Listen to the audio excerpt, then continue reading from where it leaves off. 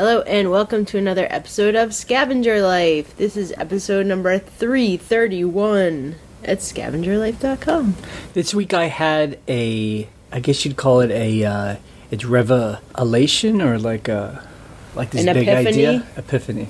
Did you share it with me? I don't remember this. Well, Ryan's face goes like kind of blank, like, oh, here it goes. What I did was I actually started going through our items in our store. And that's very rare for us and for me. You know, we have over 6,000 items in both of our stores. And, you know, we follow the idea of we list it and forget it. Yeah. So once we've researched an item, properly described it, put a good title, its photos, put a good price on it, we just don't do anything after that. Yeah. You know, for a rare time, I just went through our items. I was like, let's just check these out. Yeah. You know? So anyway, this was the idea I had. I think that the reason why I like our elicit and forget it idea, you know, the way we do things is because it's like investing in like index funds. Right. And this gets kind of geeky. Like index funds, like the stock, it's market. Instead of putting it into a mutual fund or doing it with some guy who's going to buy and sell stock, it's for you. They have these things called index funds, which some people like because you put it in there, they invest in everything. They invest like a little bit of everything out there. And the idea is then you don't touch it. Yeah. And they have a lot of studies and scientific data that says that, you know, if you put your money in these index funds over a period of time, you always beat the experts. Yeah. You know, this idea that trying to react to the stock its market always makes people a loser in the over time. You know, trying to figure out what's going to happen and beat it doesn't work. Right. So my idea was that's exactly like eBay. Yeah. In my mind, you know. So I'm going through all of our eBay items, 6,000 items, and my first reaction is, I want to get rid of all this stuff. Like, why do we even have this? Yeah. Like, half of it just, you know, feels like junk. Like, why would anybody, want this. I'm like down on myself. It's negative. And, you know, its reaction is, let's just take it all out and donate it back. Or let's just make everything $1 and just clean it out. Right. And that's the wrong way to think because the proof since 2008, since we've had a store, shows that first reaction is the incorrect one. Because almost every single day, we sell things for, great prices that I think would be worthless, you know? Well, to me. You didn't think they were worthless at one point because Right. you bought them and put them on eBay. Right, but when I check them out in our store, Yeah, you're I'm like, what why is would anyone this want this? thing? You know, that's a gut, idea. And, the key is that's why the listed and forget it works is because the key is just put it up there and just wait for the right buyer. Right. You know? And I got to remind myself, I really just need to forget it. Yeah. You know? Now, you did change some prices on some things. Sure. Not drastically, but you tweaked some prices, and some stuff did sell. Yeah, and I don't know if that's good or bad. Obviously, there are some things where I just couldn't help it myself. I'm like, we've had this for a couple of years. Let me just make it like $8. And they're like bulky, $16. like a bulky item. Right. That you're they take up a lot of room. Like something sold today, it was like a lot of like Rolling Stone magazines or something. Rolling Stone memorabilia. And every time I go in this one bin of books, it's right on top and it's super bulky. It's like... Yeah, so it was great to sell that thing, but, if we had been even more patient, it might have sold for it's $50. Right. You know? So instead we got like 16 because I was just like, let's just sell this thing. Get this thing off my porch, yeah. So... I don't know. How do you feel about that? Like, no, I agree because I have also, I look at our active stuff constantly, and obviously we're answering questions about items or there was a coat that sold yesterday that I'm like, this coat is so old. Like taking an offer. You're like, yes, I'll take any offer on this item, But at the same time, you're like, but that happens every day. Right. Even though, this is an older item and I probably wouldn't buy this similar item again. But that's just the learning process. People still are buying that stuff. It's slower, but... Right. Yeah, no, I agree.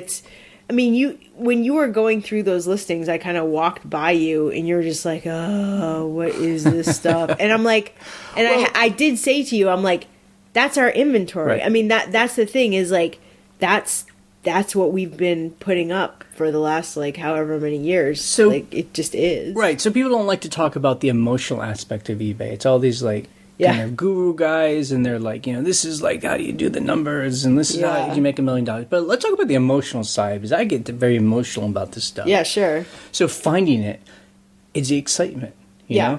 And everything we put up, we think is worth something to somebody. Yeah. And we always go in with like the most positive, right, optimistic about that it's going to, make us some cash. Yeah. But I guess then the other part of it is when it's been in your store for a while, or it's in your bins, and it's been on the shelf for a long time, then the other emotional part is just like, I made a bad choice. Like, obviously, nobody wants this item, like this. And I think that was a feeling I was having when I'm going through all this stuff. I'm like, what was I thinking? Like this? Yeah. But that's not the right way to think. Yeah. Because like I said, every day we're selling things that oftentimes we've had for 48 months. Right. And it sells for $35. Right. And then if you get a handful of those, I mean, like we said, that's our inventory. Right. That's what makes us money every day. Right. And we have, I'm looking through stuff we sold, during a week. I mean, $33, $25, $33, 19, 42, it's 50, $80. I'm just like, and this is stuff that if I had seen it a week ago, and if I'd followed my instincts, I would have just been like, $5, $9. Like, let's no one wants this stuff. Yeah. But someone did. Someone bought like a piece of art for $50 that I think I would have just put like $16 on it. Yeah. But, thank God I didn't have that chance. And again, that's like stocks, People say the worst thing to do is when you're investing in stocks, like through your work, if you invest through a mutual fund, or is to check your stock, is to go in and look at your account, and if you're like, oh no, it's gone down some, I should sell all this stuff like now. The best like financial people that we've heard, they're always like, invest and do not look at it. Right. Just let it go. Don't think about it until you're pulling that money out for retirement, if that's what it's for. Right, like it's all those people we've talked about before. It's Frugal Woods or Mr. Money. It's Mustache, or that guy we interviewed, James Collins. Yeah. They're all about, I mean, these aren't people who are like outsmarting the stock. Its market. They did was they're list it and forget it. They put their money into these index funds, and then they didn't touch it, and they just kept putting more money in there. And then at the end of the day, it's just like this engine that's cranking out cash, and they haven't had to think it. And really, I feel like that's all we've done. Like, we are not experts in eBay. All we've done is we just like have cranked it out. We've amassed an inventory of 6,000 items. And every day things sell. Exactly. And, we post our numbers every week, and we have been since we've done the podcast for 3 or 4 several years, years now. And it's pretty consistent, Yeah.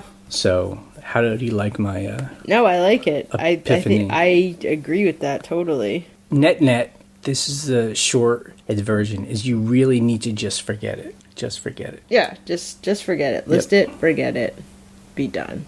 Okay, one thing I didn't notice when I was going through it myself, and someone else talked about this, is that eBay seems to do this thing. They automatically check the gallery, its photos on a lot of items. It's called like Gallery Plus. Gallery Plus, where I guess somehow the first its photos bigger on some pages, and I think just for some categories. I've never checked that before, and I don't think we ever checked this.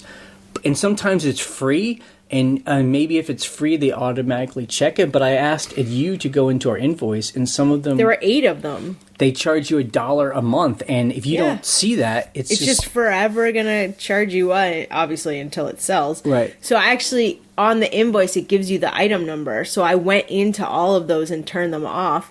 But it's like, I'm like, how many months was I charged for this? Exactly. I mean, I should call and I should get credit. Right. I'm just kind of like, yeah, is it worth it? But I mean, I think that's what we're going to do now at the end of every... Yeah, you got to look at your month, invoice. Check the invoice and see if that's because happening. Now, I do remember there was a time a few months ago where certain categories were being automatically checked, and you could not uncheck it. You'd click it, and just be like, it won't uncheck, and you had to call eBay, and they're like, go into the old 1990s listing mode, close that, uncheck it, go back into the new listing mode, and it should be unchecked. You're like, why? Because it was a glitch, you know? But, well, that's definitely like the tinges of old eBay where, yeah. That's how they would make some of their income is they would encourage buyers to like pay more money for bigger photos or you could like underline things or you could have a second title on you can still do it. People still pay for that, which is insane. And it's just come on, just make it simpler or at least just don't automatically check things. I feel like the gallery plus dollar thing should be gone. I think it's a very sneaky way for them to get fees still because people who don't look at their invoices will never see it, and it's an extra however much per how many million users.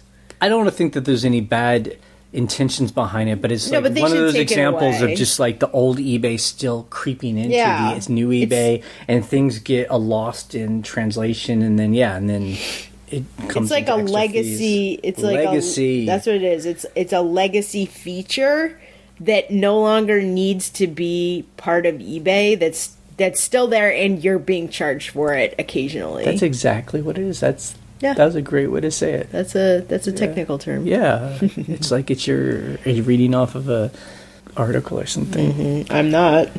So eBay for us this week, we had a really great week. And Good. We didn't really sell anything, for huge amounts of cash. It was we just sold a lot. So I think for us, that holiday stuff is starting to come up. Yeah, it's good.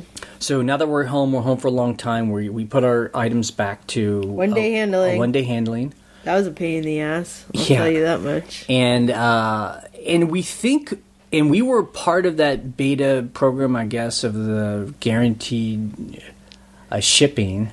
Yeah, when you have one-day handling, I think, or there was some checkbox a couple months ago that was like opt into the program. So we don't know if we're still in that program. Now that and if we have to do anything else, like it doesn't really show you like are you in, are you out. I don't see anything on our pages that says. It must be a search thing. I don't know if it hasn't started yet. I don't know. Although I did see when I was buying stuff on eBay for our rentals this week that there is a little thing up top if you're like, I'm looking for this soap dispenser, and it's like up top it's like guaranteed shipping 1 day, 2 day, 3 day. Oh really? So that must be it, right? So where you're like, I need this ASAP. So it was a search thing? It was like a it's filter? either up top or on the side. Yeah, it's a filter that you can check. So okay, now you're gonna look. Yeah.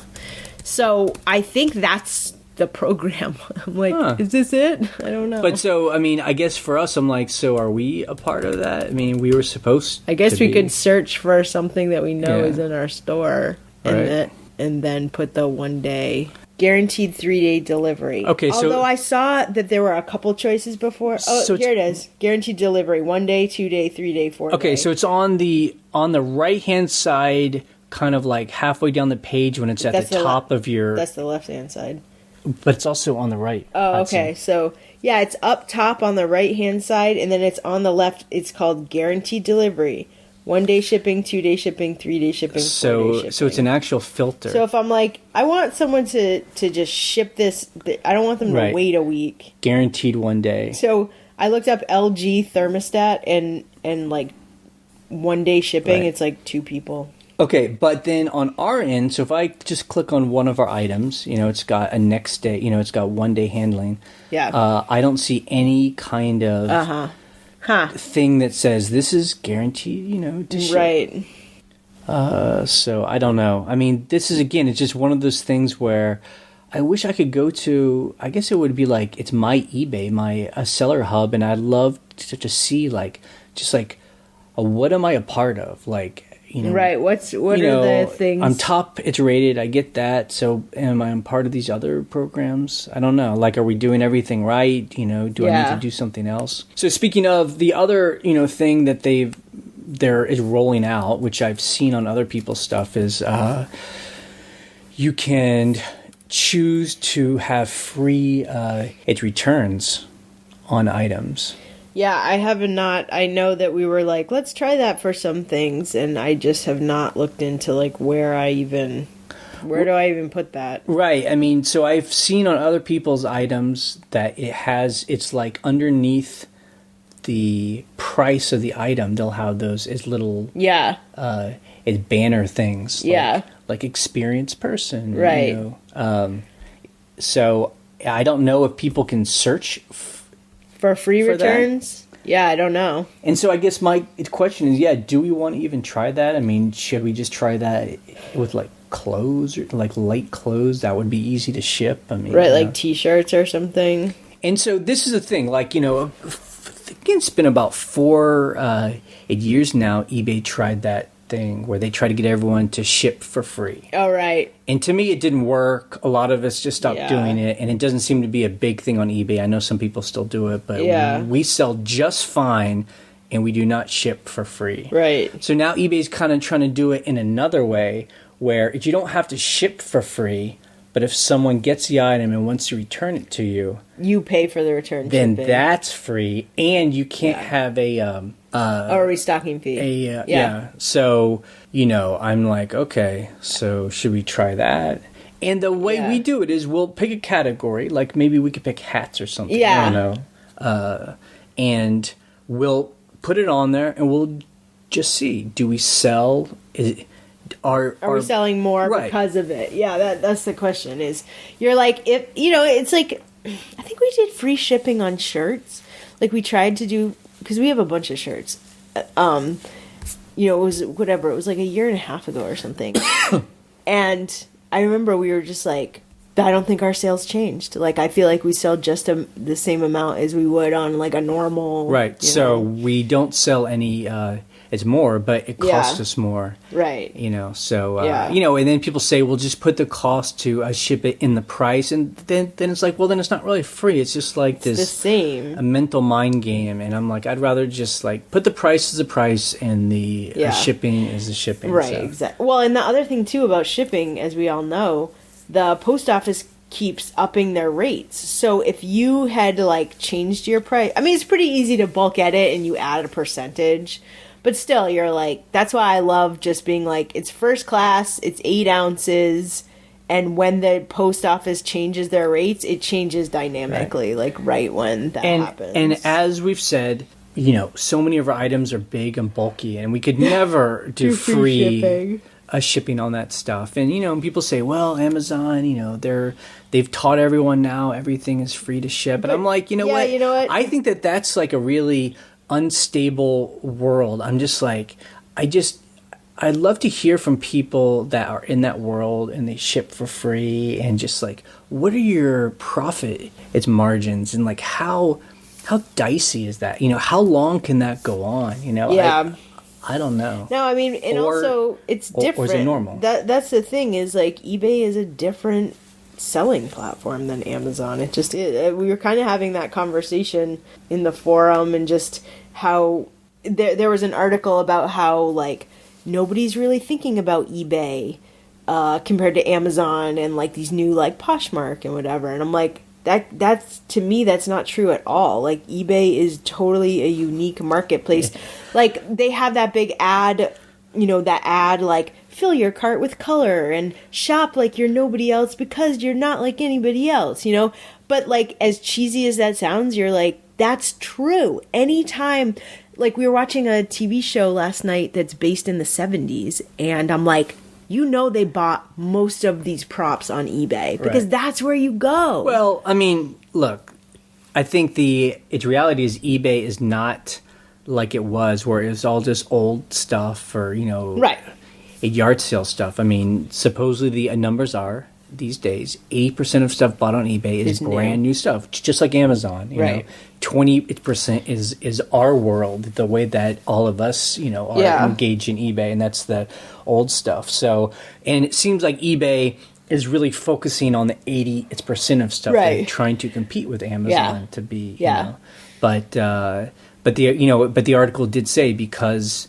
there's so many choices now to buy the brand, you know, it's new stuff. Like if I want to buy a pair of headphones, a brand new pair of headphones, I mean, basically I can go anywhere. Walmart, Amazon, you know, all these eBay, places, just wherever. Any place online. It's, you know, I can buy the same set of headphones, and you're just basically competing on price. Right. Know? So the article did say that the thing that eBay does have is our world, and that's the weird, cool, authentic stuff. And they were saying that, you know, don't count that out, because the younger people, Gen Z or whatever, they're looking for, you know, stuff that's special. That's unique and so I don't vintage know. And it's like, it's one of those things, like that's like way above my pay grade. Like, you know, I think we're fine for right now, a couple of years. You know, maybe things will change and we'll just, you know, keep an eye on it. But hey, we're about to talk about our numbers here. Week after week, we're selling all this weird, cool stuff that we scavenge, you know? I mean, that's the thing, is whenever anyone starts talking about, like, high-level eBay and, like, the future of eBay and, you know, whatever, I'm like, I don't know the answers, but I do know that I sell stuff every single day. Yeah. Every single week, every single month since 2008, 2009. Yeah. I'm making money. And, you know, and like I said, since we've been doing this since 2008, so almost 10 years now, I mean, it seems like every year there's like talk about eBay being done and it's finished. I mean, there's that one site, I don't know, I forgot the name of it, the site that will not be named, that's always putting out articles about how bad eBay is. They're always like, it's over with, okay, this thing they just did, that's it, that's the end of it. And it's like, and it's still here. So I don't know. Well, you know, and whenever there's changes, like we say, some of the changes are painful, and, you know, they change, you know, I remember when they put 9% final value fee on shipping, and you're like, what? Yeah. You know, this stuff like that really sucks, but then you're like, I'm still making a living. Like, I'm not like, they crushed my business. I'm like, nope, I'm still totally doing fine. Like, actually doing great. So you just have to put it in perspective. There's painful things that you're like, no, that kind of sucked and it's not great. But then you're like, I'm still doing great. You know? I don't know. It's just like, you know? I really get bored even hearing it's myself talk about this. You're like, let's just move on. It's like, whatever. Yeah. It's like if we hated eBay, we just wouldn't sell on eBay. Right. But it's fine for us. So here we go. So let's talk about what we sold on eBay. We can really talk about it. So this week, we sold 61 items in our main store. Oh my God. And we made almost $2,200. Yeah. I mean, so it was great. I mean, it was like one of those weeks where just every day we're selling, you know, almost 10 items, which is awesome. Oh, no, I love it. What's interesting is I want to talk about the average price sold. Average price sold, $35. So, I mean, there are things, like you said, where you're like, oh, that sold for $9. Right. It was one of those things that you're like, this is not worth more than $9. Right. But then, you know, there are things that sold for $150. Yep. Just boom, $150. And you're like, wow, whoa, okay. It was a good a mix of stuff. I mean, and it just shows, like, I personally cannot predict what's going to sell. I just know I get it in there and things will eventually sell. So, I mean, just it's such a bunch of random stuff, and we can talk about it in a bit. In our second store, we also had a good week. We sold 6 items for $250. So, I mean, $250 is great. You know, and that's, I mean, again, and our second store has about 1,000 items, and it is our still like experimental kind of like we don't touch it store. So yeah. we don't touch that store. We don't add more things in that store. Things just sell. Yeah. You know? So we don't, make crazy amounts of cash. But if you can make $1,000 a month without really having to do anything after you put stuff up, that's pretty good. That's almost like passive income. Yeah. I mean, it's... Except for the shipping I gotta ship part. it, but like you said, it's truly list it and forget it. I'm like, those 1,000 items, they're just chilling. I'm not even looking at that store. I ship when I need to, and it's good. Okay, things we sold. We'll just talk about some of the more interesting things. Yes, one of the highest priced items was $95 for a vintage. I say vintage wedding dress, but it's kind of like a vintage, like gunny sack style for those who know. How old do you think it is? It's from the 70s. Okay. It looks like a wedding. It looks like a hippie wedding dress. Right. It was white. It was like kind of a gauzy, like empire waist, like total 70s. My mom probably wore a dress exactly like that to her first and maybe second weddings. Third wedding, not so much. But yeah, Jenna, so we love you. We're glad that Jenna, you found happiness. Jenna, I know you're not even listening to this, so okay. So that's sold for $95. And it's interesting. So best offer. Back in the early days of our store, when we were living in a basement, and we literally living in a basement, we were storing stuff in this old outdoor shed that was all dusty. It's so gross. I feel like we were pretty traditional. That how a lot of people start, especially a lady.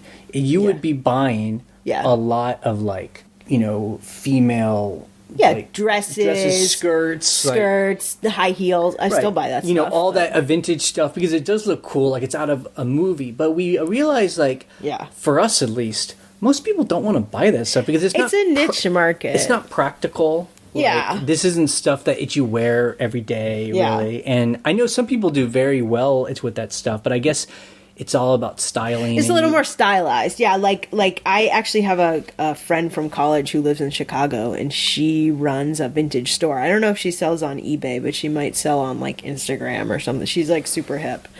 But all her stuff is super styled. Is she one of the ones that has a model and there's young people? Well, because she's on Instagram, so they kind of just they do have young models and stuff, but it's the kids that work at the store because she has a retail store. Oh, and she's a retail store. Yeah, she has a retail store in Chicago, and she's all about 90s. Right. She's 90s. The kids who are 20 right now are into the 90s. It's kind of like that Etsy kids we talked to who are into the 90s. Who are in Austin now, actually. Right. Yeah. So, but they're stylized. They're check out this ring and these sunglasses that go with this jacket. Right. And I'm just I can't be bothered. And so in the early days, we realized that we were up against much better people who do that stuff, and we're we're not gonna. That's their. Yeah, we're not gonna we're more. They're stylists, kind of down and dirty. So that's why we kind of move towards more practical stuff. So any clothes that we sell is more just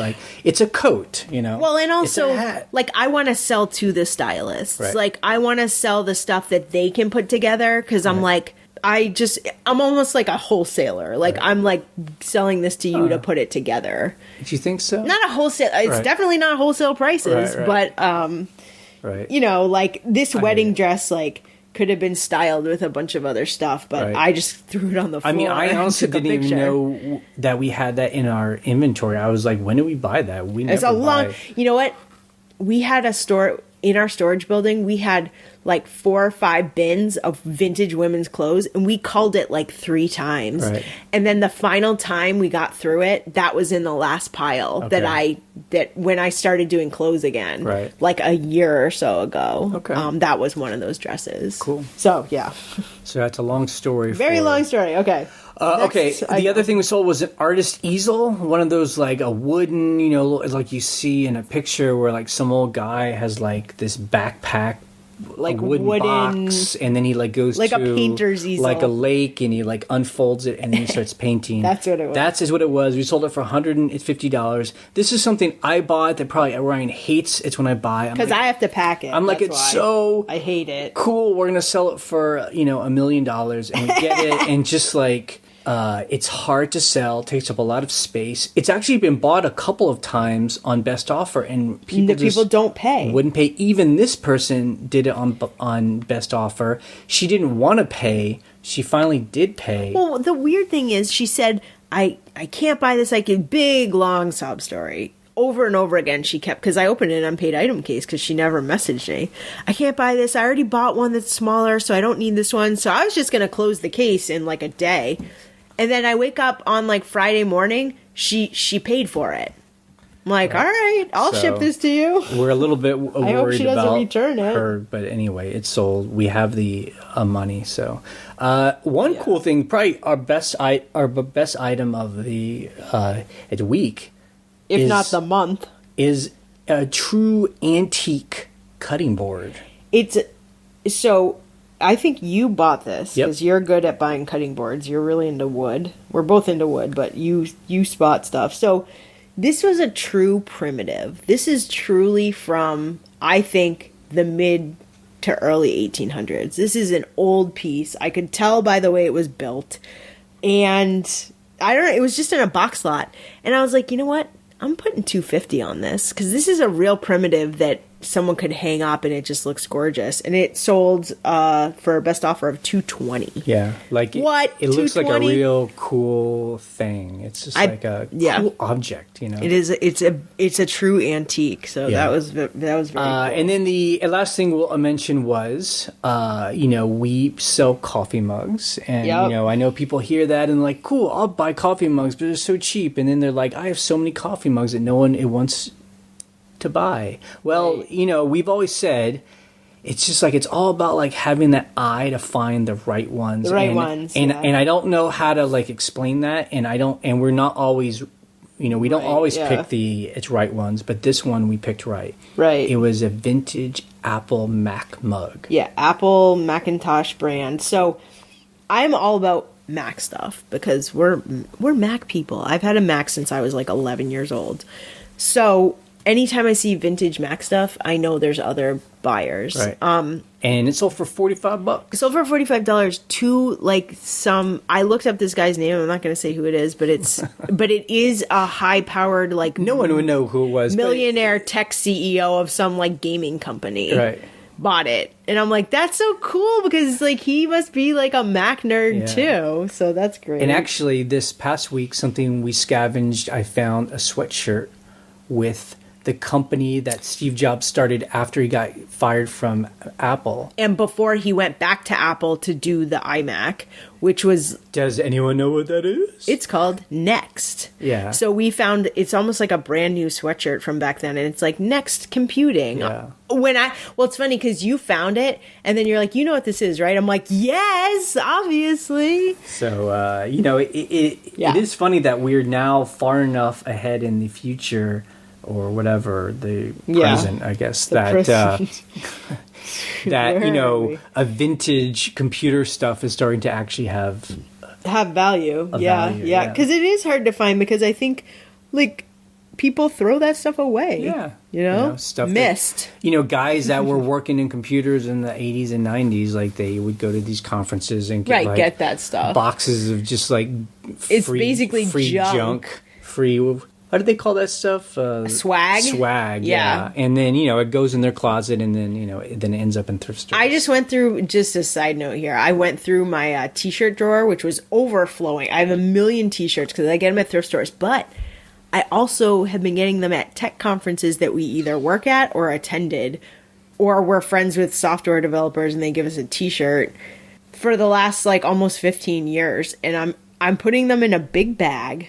I'm taking them out of my drawer, putting them in a big bag, and saving them in the closet. I'm going to... Because I'm like... Put it away. In 20 years, is someone's going to be like, wow, a Bar Camp LA 2007 It's going to be like the kid in the 50s that had, like, baseball cards and was smart enough to, like, hold them for 50 years. Keep them and protect them and put them in a closet, and then they're worth $1 million when he's like they're probably not going to worth that much, but $1 million. Still. All right, Scavenger of the Week. We actually did some scavenging. It had been a while since we've been traveling. It felt good to be back at it. We went shopping. Yeah. There's actually two things. One was we found 4 pairs of vintage shoes that were totally brand new. You know, from the 1970s, because the dude wrote the date he bought them on the box. And these were like a pair of French Shriners. If anyone is into shoes, knows. So these French Shriners, they were what's called like monk boots with like a buckle, leather soles, V-cleat, brand new from the 70s. Right. I was like, what? In the box, and we got them for $5 each because we went to like a thrift store, and I was like, how much if I bought all these? They're like $5 each. I'm like, yes, take please. it all. Those are gorgeous. All in. The other thing was, we stopped by a thrift store, and I bought these 2 vintage wool blankets, which isn't really that big of a deal, but these didn't have any holes in them. They had these cool, those like vintage 1950s like a logo, like, label. And they're buffalo plaid. They're red. They're the classic red and black buffalo plaid, like, in quotes, picnic blanket. People love those things, and I actually paid $20 each for them. But, it was a little pricey, but you know, I don't know. It's like so classic, though. See, this is where I'm in the excitement mode, where I'm like, someone's gonna buy this, and we're gonna put how much on them? You think? I'm gonna put 200 each on them. 200 each on them, and then like in a year, I'm gonna think about it and be what like, the hell why did I thinking? do that? You know, but then, someone's actually gonna buy it. But sometimes with items like that, they do sell right away, and you're like, I was right. But if I could just forget it, like if I could, on my computer, put like a block where I couldn't see anything active, it's like I couldn't touch that. Yeah, it would be the best thing. Yeah. Okay, customer issues. We had talked about that. We had a couple people. It's this week. They made offers on items. We always accept offers almost immediately. Yeah. And then we don't hear from the person. And then we have to start like the case, the unpaid item case. And then, you know, sometimes people don't say anything and it just kind of happens by itself. But these 2 people were like, "Oh, I bought another one. Can you?" Yeah, I don't want this one. So frustrating. But I think people can correct me, but if you've already opened an unpaid item case, can you cancel? I thought that it was locked in. I mean, personally, we just allow because I'm like, we allow the case to end, and they get a black mark. Yeah, I mean, they don't have to pay. You know, eBay doesn't make them pay. Yeah, but they should get a black mark because it's just not cool. Yeah, you're like if you're trying to go by price, then don't buy ours. You know, don't make an offer, and that's why everyone says like, why doesn't eBay do that thing where you can only make an offer if you have the money in your account and it holds that cash, so if someone accepts, it automatically pays. Right. Why don't they do that? It's probably just something they just haven't planned to do. I don't know. Right. Okay, things we learned in the forum. Yes, this is a very good discussion that I often have with myself. When you get an eBay message, and people were calling it the magic spell sound, which is hilarious. It's true. It's like, yeah, it's like when someone casts a magic spell with a wand, it totally sounds like that. I never even thought of that. But the discussion was, you know, how many questions will you answer about an item, and what types of questions will you answer? Especially when you're like us and you have so many items that when people are asking questions that are in the description, you're like, I literally don't have time to answer this. Like, this is... And people were talking about how that its noise is starting to bring up bad connotations. Yeah, they're like... they're kind of like, oh, another a message. And I actually get that where I hear it and I check my phone, and if it's just a message, I am like, what does this person want? An offer. Rather than if it's an offer, I wish they had a different noise. They need a different noise for an offer. Like the noise could be cha cha cha. It's just like, right? Wait, what could the noise be? Like, I have no idea. It's like a revving of a car. Yeah, like something like that. Like, just. Yeah, to signify that this is not just a question, that this is actually an offer. Yeah, but so, well, what's funny is if you don't have your phone in front of you, you hear the magic sound on my phone, and you go, question or offer? Yeah. Like, you always are like, is it a question or an offer? Because if it's an offer, I'm all over it. You're like, come on. It's like, I don't want to deal with it. Well, the other thing, too, is when you've answered a question from someone, and then you get the magic spell sound and it's the same username, you're like, oh no, this person will not leave me alone. Yeah, I mean, look, people do ask good it's questions. Sure. Because I ask people it's questions too, and we'll answer those, but it just seems like more than half are questions either that it's in the actual item itself, so it's self-obvious, or it's like, they're telling, it's not a question, they're telling us we're charging too much, or the questions that cannot be answered. Will this fit me? Yeah. What? That's kind of. I don't know. The measurements are there, so. And so people were talking about how many questions will you answer on an item, because there are those people that ask more questions than it feels normal. Yeah. And it's kind of like, if you're asking these many questions, and if you buy it, don't shop online. Yeah. And if you buy it, I'm assuming you're not going to be happy, because you're setting, some people, they set so many, the expectations get so high that you'll never meet that. So some people were even, I've done this too, where we block people because we're like, these are too many questions, or these are inappropriate, we're blocking you, go buy someplace else. Now, I will say this about this week. This exact day we were having this conversation, I got a message from someone about a blazer, a women's blazer. It's probably like $14 or something. And they were like, and this is the classic one, are there any stains, holes, or smells? And you're like... I mean, look... But, so my story is this. I didn't answer that first one. And then they asked the exact same thing on another blazer that was priced higher. So I was like, okay, they're actually shopping around in my store. This isn't just a one-off. So I was like, okay, I'm going to answer them. All wear is described in the listing and the photos.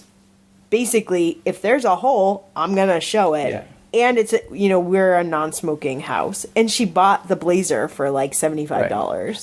So a question like that doesn't bother me so much, because I could see it's myself asking that, because there are a lot of people that sell on eBay that sell items that are not good about, like, that information. We know our store, and we know we're going to show any kind of wear or tell you about any kind of smell, but there are other people that don't do that. So that's a fair question, and I want to get the person that sells the item to actually, put on the its record it doesn't have holes. Right. So I think that's fine, but I don't know.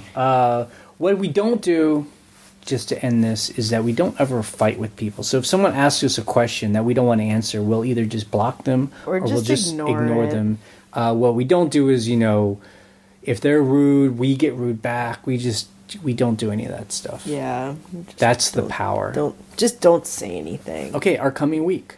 We are going to actually try some auctions, like putting stuff on auction. Yeah, we're getting ready to build our storage building and move everything from one place to another, and there are a group of items that are kind of big and bulky that we're actually going to see if we can't put them on auction and sell them. Get them out. Yeah. And anyone that knows us, we do not sell an auction. We have not for for a long time. Yeah. Early days, we tried out. We did auctions, and I realized buy it now is better. Yeah. It's most of eBay is buy it now, actually. Yeah. But we're like, let's just try it. This is like things that we don't have any, like, if it sells for $10, I'm fine. Yeah. So we're gonna see how that works.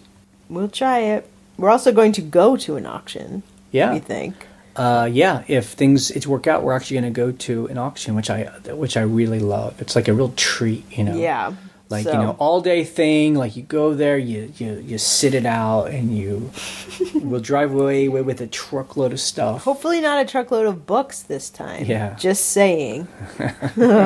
Okay, let's listen to some voicemails. You can always call us at our voicemail line. The phone number is 540-407-8486, and you have 3 minutes to leave a message. Hi, you guys. I was just wondering, every once in a while I hear you guys mention your folders where you've taken pictures and you've written down descriptions and your invoices. What do you do with your paperwork? How long do you keep it before you discard it? I was just curious.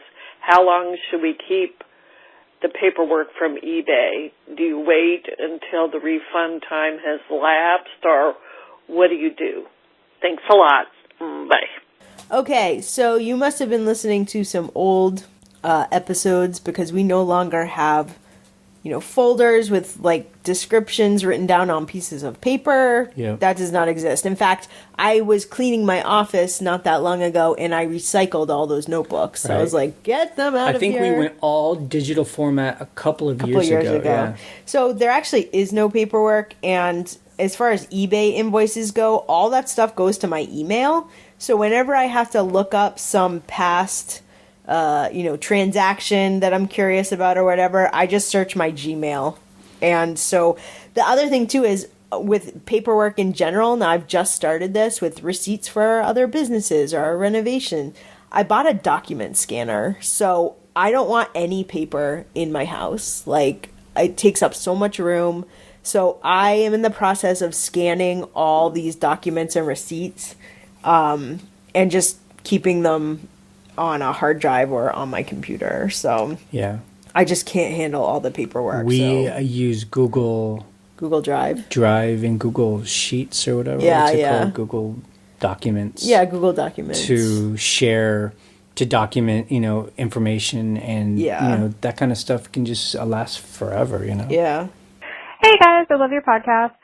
This is kind of like being pre-prepared, but I was wondering what y'all do if you guys do something for your postal worker for the holidays. I've got 2 postal workers who are my regular guys, and I feel bad because sometimes I put out more stuff than I put on my pickup, when you do schedule a pickup, and I know one of them told me that they get credit for what I put on the scheduled pickup. So I think anytime I'm putting out more, they're just being nice, and I mean, taking it. And I was like, what is the appropriate gift for your postal workers? If you guys have one, I don't know. Thanks, bye. Okay, just to be clear, I think, so according to my postal workers, there's 2 of them that switch off between, whoever has a day off. They get credit for what they scan on their route. Because I actually stopped doing the scheduled pickups because like you said, I don't know how many items I have until the very morning I'm putting stuff out. And they made, before on the mobile app, it would autofill my information. So I just scheduled the pickup on my phone, but they stopped doing that. So it kind of became a pain doing it every single night. I'm like, I'm just putting the flag up and they know to pick my stuff up on my porch. That's it. So they've actually told me, because on certain days when we've been, gone for a month or gone for a week and I have so many things, I'm like, I'm so sorry, there's so many. And they're like, nope, it's cool, we get credit. Like, the more packages you give us, the better. So I'm not sure if they wouldn't get credit for those extra ones. We'd obviously have to hear from someone who works for the post office and knows. The second thing is, for giving them a tip for the holiday, we just give them money. Yeah, I mean, I think, cold hard cash tip. Yep, just... I don't know, I forget what the rules are, but that's what we do. A thank you card with cash. And I know, too, that with the postal service, I guess it's just different everywhere. It's all different about... We've heard some people have as mail carriers who are uncooperative and... Right. Think eBay packages are a real hassle. Some people are in places where they don't have like a regular person. It's always like a different substitute person, so they never keep up with who's who. Yeah. We just, happen to be in a place where we just have someone really cool. They love their job because it's a great job for around here. Oh, it's amazing. And they see us as like, as they should, as like a good customer, Right. And we see them as our partner, and we tell them that constantly. Yeah. When I see them, I say, I could not run my business without you, right. So thank you for being so diligent. If we have heavy items, I'll go out there and help them carry it to their truck. Or if we have a bunch of items and we're here and we hear them pull up, we'll bring stuff to their car. Like, yeah, totally. Hey, Jay and Ryan. It's Tom down here in Oklahoma. Just glad to see you guys made it back from your trip safe. Hope you guys had a fantastic time, which it sounds like you did. I was just listening to the most recent podcast, and you guys are talking about business policies, and I just thought I'd chime in my 2 cents on that. I don't know how much, you guys have got your system down, so it may not be a huge benefit for you, but just so you know, just so you're clear on how those work, I'm assuming, there's a lack of knowledge here, but you guys probably know exactly what's going on. But, basically it just allows you to set up a policy for, like, for instance, USPS priority, one-day handling, international sales, and then when you go to make your listing, you still put in the box dimensions and the weight. So you can do like USPS priority, and then do one for like FedEx ground, and have them all both set up to one day handling, international selling, global shipping program or whatever. And you can have each one set up. So one for USPS, one for FedEx, one for UPS, and then you still put in your box sizes and your weights. So like if you're doing USPS priority and you're going to do a rate A box, you can just do your box size and then 1 pound 15 ounces, and then that'll be USPS priority rate A box. So anyway, it just makes it kind of simple. You don't have to set up a million of them with different box sizes and different weights and all this kind of stuff. You just set each one up for each size. You can do one for, FedEx plus local, FedEx, USPS plus local, and things like that. So anyway, it may slow you guys down. If they really wanted to make it easy, what they would do is they'd have it set up so you could actually see the prices and everything when you're doing it. You put in your box size and your weight, and it shows you different carriers and the prices, so you could choose the cheapest one. That would be awesome.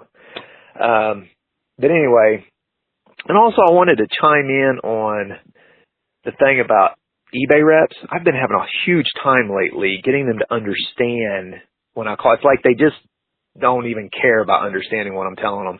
I had a lady that wanted to return an item because she didn't read the description and thought it was like a whole bed instead of the headboard. And I couldn't figure out, it wouldn't let me refund just the item without the shipping because it was free shipping. And it wouldn't let me take out the shipping. And so I tried to open a case to get eBay to review it. I opened a case and said, hey, I need to refund this, but I need to keep the shipping because this is the reason why. And the automated system just closed it, gave her back all of her money. And when I tried to call and say, hey, what's up with that? Nothing. Didn't get anything. So my word. So I just want to say something real quick. Do not ever think that we know what we're doing. So we don't always appreciate these calls. I cannot count the number of times we have gotten new information or tips, or we've changed how we do things because other people like it yourself have told us something that makes sense. So we appreciate when people take the time to do that. Ryan, are we misunderstanding business policies? I don't think we're misunderstanding it. I just have not taken the time to look at it or care. Well, we tried it once in the early days. I think when they first came out, it's with them, and they didn't seem to make sense. Maybe they've changed it, and it made our store feel very clunky, and it made it feel like we didn't have like total control over our inventory. That's why we like all the it's manual stuff.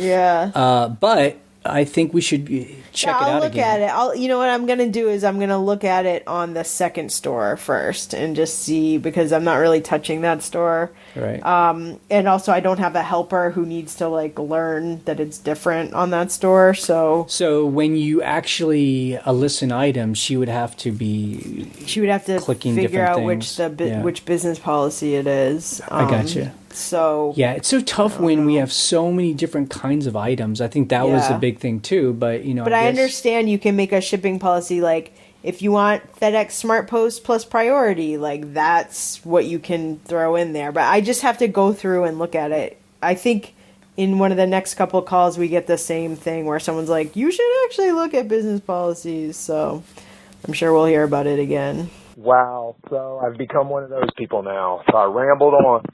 I always wanted to give my word to the wise to people that are new. Never, ever, ever open a case for anything whatsoever. Just call eBay. Don't assume that when they say ask eBay to step in and help, that's what I'm talking about, not necessarily opening a case. But when you've got a return or something that says, and it's clear on the business policies and things like that to maybe help you guys see if you wanted to, check them out again or whatever. They're very simple. It just makes things kind of straightforward. And not having to pick each shipper every single time and go through, the drop downs and everything. You just leave your payment policy and your return policy the same and just drop down the shipper. And if you're going USPS, just pop that one, just click that one and you're good to go. You put in the measurements and the weights and next. Okay. So your call, 50% of your call was completely muted. I don't know if you accidentally muted your phone, but what I got out of your call was, don't call eBay. I'm sorry. Do not ever open a case or ask eBay to step in on the computer. Call eBay to get something resolved. And that is true. And that's if you're a buyer or seller. If you're a seller. Seller, yeah. Because they will automatically side with your seller, with your buyer. Like, if you're like, this return case is weird and I want them to close it, and you ask them to step in, I've done that before, and they're like, we refunded the buyer even though they never mailed it back to you. So you're like, why is what? calling it better? Because you can talk to someone and be like, can you close this case? Like, it should go in my favor. So if it's like done on the computer, is probably some automated a system that automatically will close the case in the buyer's favor. And I've had that happen, and I've called when I had Anchor support and been like, wait a second, I thought this was going to close in my favor because they never shipped it back. They're like, oh yeah, it should. And then most of your call got cut off or muted, but then you talked about business policies again. Shoot, I think we're going to actually have 3 calls about this where it's easy to use business policies. Okay, got it. I will check it out. Hi, this is Keith from Springfield. I'm calling about the last podcast about items not showing up on eBay. I've noticed in the past week I've been kind of re-inventorying my store. I have a little over 1,000 items, just trying to see make sure that I have everything organized and make sure that I have everything inventoried correctly, because I do sell some multiples of items. That an item may show up on the eBay desktop site, the full site, but will not show up in the mobile version for some reason. And I'm not just talking about my eBay. I'm talking about if you search it, the item will not show up on mobile, but will show up on desktop. I don't know why. I called eBay customer support. They are looking into it. But the last podcast, or I think it was 2 podcasts ago, a gentleman called in and said he was having a problem that things weren't showing up and he had to relist it. So just make sure, go on your desktop and mobile, that it is not showing up if you have to relist it. I had 5 or 6 items that wouldn't show up in mobile, but would show up on the desktop site. I have no idea why. I don't have any active content, none of that. New kind of GIFs or JPEGs or any of that weird flashing links or anything like that. I have straight up just text in my item description. All right, hopefully that helps. Keep up the good work. Thanks, guys. Bye. I don't know why that's a weird glitch, that it shows up on the desktop but not on the phone. That shouldn't be the case. Yeah, I don't know. I mean, it's like we said, people say that over time, items get taken off of eBay and they only notice it when they go through their inventory. And like we said, in the next several months, we'll be having a building. We're going to be making an inventory. I'm sure we'll find stuff that we're like, this is not even listed. So we're going to be touching every single item. And it's going to be interesting to see how many items that are currently in all of our bins are not on eBay. And, I mean, some people say it's going to be hundreds. I can't believe that, but we'll see. Now, I do have a question for you. Were you searching your active listings, or were you searching just in eBay in general to see if your items were listed? Because on the desktop, you can search 6,000 active items, no problem. On the mobile app, it only shows you 600 of your active items. So there is that weird discrepancy. I'm not sure if that's what you meant, but I'm assuming you meant I searched for my item on eBay like a normal shopper would, and I saw it on the computer, but I didn't see it on the phone. So I'm assuming that's what you meant, but there is a weird discrepancy with those two. Hey, Jay and Ryan, I love your podcast. I thought I'd tell you all about a little incident I had. Monday morning I got up and I had sold an item, and I got an email from eBay. It said, suspicious buyer for item. We had to cancel bids for this buyer because they aren't registered on eBay. Gives the item number and the item. Then it gives me a list of what they recommend. If you haven't received payment, don't complete the sale or send the item to the buyer. Don't communicate with the buyer directly. Verify any payments you've been notified of by logging into your PayPal account or other online payment service. If the buyer requests a refund or additional payments, don't send any money without contacting eBay first. If you've already sent the item, try contacting the shipping carrier to find out if you can stop the shipment. So he had already paid for the item, so I refunded the money. After reading that, a little freaked out.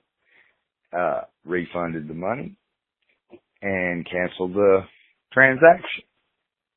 Well, I get up Friday morning and looking over my eBay. I have 3 defects when I should only have 2. I look, and after them telling me to cancel, if you shipped it, go get it, they give me a defect because I canceled it. And I had to call them, which they said they straightened out. It's still showing as a defect right now, and I'm hoping it falls off. But I didn't know if y'all had ever had that happen, and want to know what y'all's thoughts was on it. This is Joe from Tennessee. Thanks, and bye. I've never had that happen, but I have had it happen to me when I was shopping, and I bought like a fake item, and eBay caught the person. Although eBay did not refund my money. I had to go through PayPal and get them to, I had to call PayPal. So what was the reason to have it canceled? Because eBay told him to cancel it. Okay. So it wasn't the buyer's fault. It wasn't his fault. eBay is choosing to cancel it. Right, but they didn't cancel it for him or refund the person for him. He had to do it manually, and then they give him a defect. Right. He's like, but you told me to do this, so... I feel that's just one of those things where you kind of got caught in the gears, as they say. And unfortunately, it's going to take, a call or two to get that done. Sometimes you call people and they say they'll do it, they don't do it.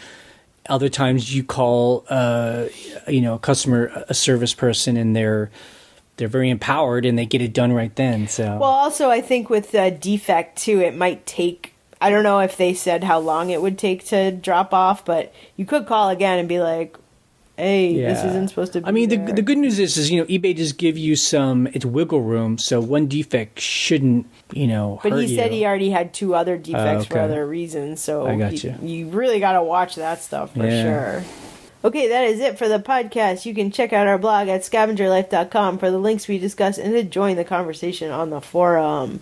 You can leave a question or a comment on our voicemail line. That phone number again is 540-407-8486. We post an episode every Monday morning. On Wednesday, or somewhere around Wednesday, we post our What Sells video, where right now Stephen Schultz will show you what he sold his stuff on eBay for. You can subscribe to us through iTunes or YouTube so you always get the latest episode. You can listen to our other podcast called shampooandbooze.com, where we talk about our Airbnb rental business. You can rent our rental houses. We have 2 houses, and we link to them on the sidebar of both podcasts. Okay, we're ending this podcast in 3, 2, 1. Bye.